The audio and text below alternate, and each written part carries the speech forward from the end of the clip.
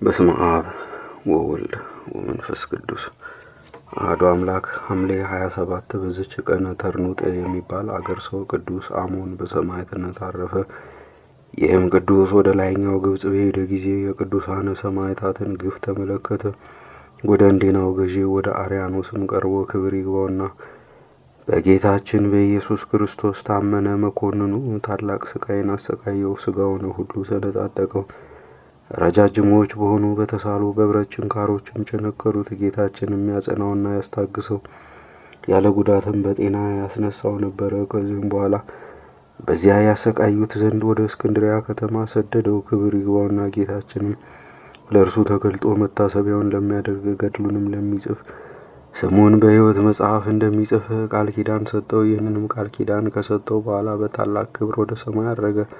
አባ አሞንም ፈጽሞ ደስ አለው። ከዚህም በኋላ በዚያ ጽኑ ስቃይን አሰቃዩት። ክብር ይግባውና ጌታችን ኢየሱስ ክርስቶስም ከስቃዩ ሁሉ አዳነው። ይህንንም ባዩ ጊዜ ብዙ ሕዝቦች ስለ እርሱ በጌታ አምነው በሰማዕትነት ሞቱ። ከውስጣቸውም ቴዎጲላ የምትባል ድንግል ነበረች። ወደ መኮንኑም ቀርባ እርሱንና የረከሱ አማልክቶቹን ረገመች።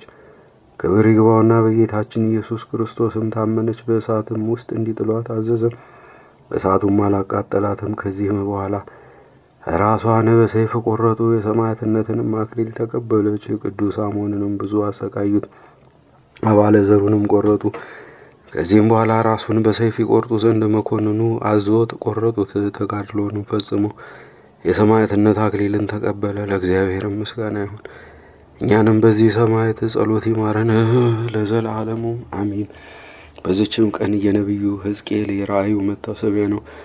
የወንጌላዊው ዮሐንስም በእስክንድሪያ ቤተ ክርስቲያኑ የከበረችበት ነው። የአዳም ልጅም ሴት ያረፈበት ነው። ሴትም 205 ዓመት ኖረ። ሄኖስንም ወለደው። ሄኖስንም ከወለደው በኋላ 707 ዓመት ኖረ። ወንዶችንም ሴቶችንም ልጆች ወለደ። መላ ዕድሜውም 912 ዓመት ሆነ። በሰላምም አረፈ። ለእግዚአብሔር ምስጋና ይሁን። እኛንም በቅዱሳን አባቶቻችን ጸሎት ይማረን ለዘላለሙም አሚን።